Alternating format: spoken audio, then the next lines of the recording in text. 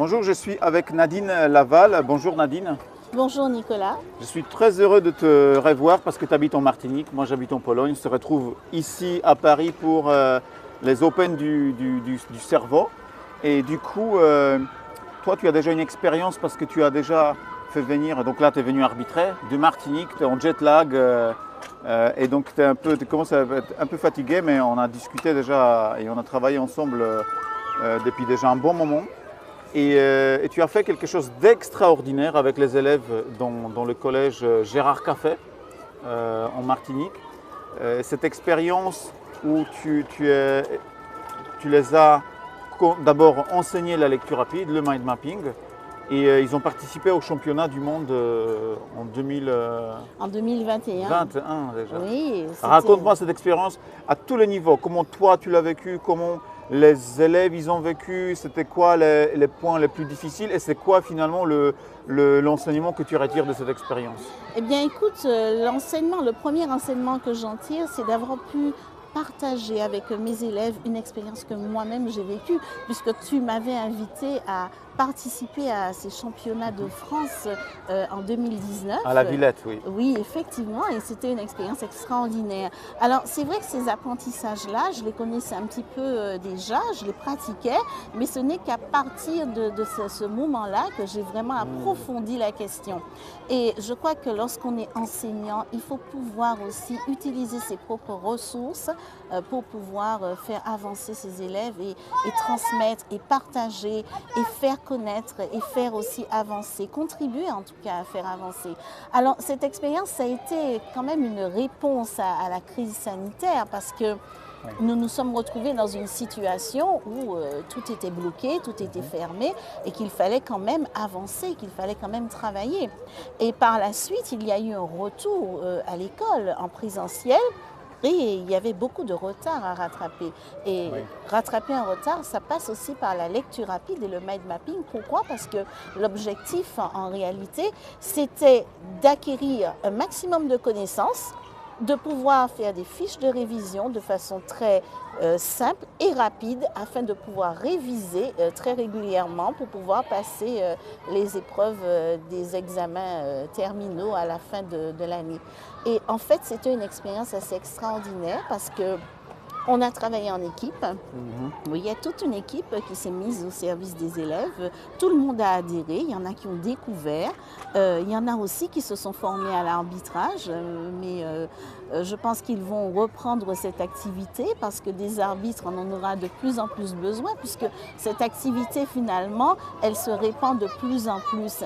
Et cette année, il y a eu une suite logique à cette expérience avec ces élèves de 2021, c'est que j'ai eu la chance et l'opportunité de pouvoir créer un projet de classe, un projet que j'ai appelé classe cognitive.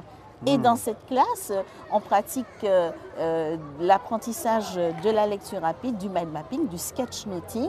On apprend aussi à des techniques de mémorisation et nous avons même un tutorat qui se fait assez régulièrement, 2 fois par mois, avec une grande école d'ingénieurs qui se trouve à Paris. Et tout cela se fait en distanciel et c'est quand même une véritable avancée. Et je pense que avec ces expériences que je partage, eh bien, j'espère aussi que beaucoup de mes collègues, beaucoup d'instructeurs vont pouvoir mettre en place ce type de projet. Et en fait, c'est ça, dans l'éducation nationale, dans les écoles, et là, je peux te dire, dans le monde entier, ça n'existe pas les cours apprendre à apprendre, les cours sport du cerveau. Il y a les cours de sport, mais il n'y a pas le sport du cerveau. Et toi, en fait, tu fais venir ça. Comment tu as fait? Parce que déjà, dans l'instruction, il y a tellement de matière en fait, à enseigner.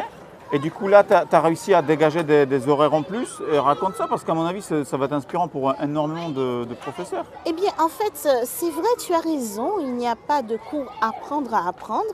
Mais avec la liberté pédagogique, rien ne nous empêche de mettre en place ces enseignements. D'autant plus qu'ils peuvent être enseignés en transversalité. La lecture, finalement, c'est quelque chose qui sert dans toutes les matières, qui sert dans toute la vie. prendre des notes. Même dans les maths. Et oui, beaucoup. Et prendre des notes sur un contenu, ça peut être un contenu en classe, ça peut être un film, ça peut être les informations, ça peut être n'importe quoi. Quelqu'un pourrait être en train de nous écouter et justement faire une mind map sur ce que nous sommes en train d'évoquer afin de se le mémoriser. Et donc là, en fait, c'est une créativité en fait, pédagogique que tu viens de mettre en place. Donc ça commence par là, en fait. Oui, ça commence par là. Et puis, il n'y a pas que, ça ne vient pas non plus seulement des éducateurs et des enseignants, ça vient aussi d'une demande de la jeunesse parce qu'ils ont des besoins sur lesquels ils ne peuvent pas toujours mettre des mots. Mais quand on a ses habitudes, quand on a ses connaissances, ces contenus que l'on peut transmettre, on peut leur porter cette réponse. Et la plupart du temps, les élèves adhèrent énormément, les jeunes d'une façon générale, adhèrent énormément à cela. La lecture, c'est quelque chose de formidable. C'est un monde, c'est une vie, c'est du rêve, c'est l'ouverture. Et c'est aussi un moyen de déstresser le cerveau, c'est un moyen de gagner en concentration. Oui. Et ce n'est pas de la magie, c'est de l'entraînement du cerveau. Exact. Et j'ai justement une question, parce que tu disais aussi que les élèves, ils ont, au niveau résultat, il y avait aussi une remontée au niveau résultat. Oh oui, il y avait une véritable remontée des résultats, mais mieux encore, il y a eu davantage de motivation. Et beaucoup d'élèves apprennent. Je peux citer un exemple formidable. Une élève qui avait participé en 2021 à ces championnats du monde et qui a été 9e mondiale, donc première en Martinique, hein, c'était notre championne nationale. Eh bien, l'année d'après, elle était en seconde et elle a décidé de passer le bac. Et donc, elle l'a eu. Et aujourd'hui, elle est entrée à l'université, tellement motivée. Et je suis encore en contact avec elle. Elle me demande régulièrement de corriger ses mind maps, lui donner des conseils. Et puis, elle est partie en Italie. Elle est en Italie parce qu'elle a envie d'apprendre l'italien. Et pour elle, le meilleur moyen d'apprendre une langue étrangère, c'est l'immersion. Et elle continue, elle me dit, mais c'est incroyable tout ce que je peux apprendre et retenir parce que je fais à la fois des mind maps et des sketch notes. Alors c'est vrai que le concept de mind map et de sketch notes, ça évolue, les règles ont tendance un petit peu à changer.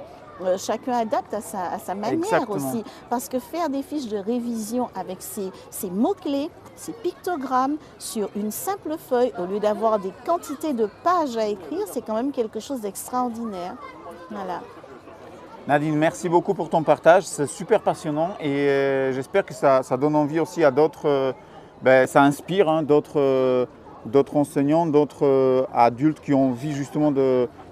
Ça passe par la passion, ça vient de ta passion, mais aussi tu es toujours à la recherche de nouvelles choses et tu es extrêmement inspirante pour les jeunes. Et donc voilà, encore merci pour ce partage et je te dis à très bientôt. Mais moi aussi je te remercie Nicolas parce que finalement toute cette aventure a véritablement pris forme parce qu'un jour tu m'as invité à participer au championnat en 2019. Et pour ça, je te remercie. Et on sème les graines toujours avec des championnats et c'est comme ça que ça avance finalement. Et on ne connaît pas le chemin de et j'espère qu'un jour, nous aurons l'occasion d'organiser un championnat en Martinique. Ça, c'est vraiment mon rêve. Eh bien, écoute, je te donne la main. On va le faire. On va le faire, Nicolas. Yes. Merci beaucoup, à bientôt. Je t'en prie.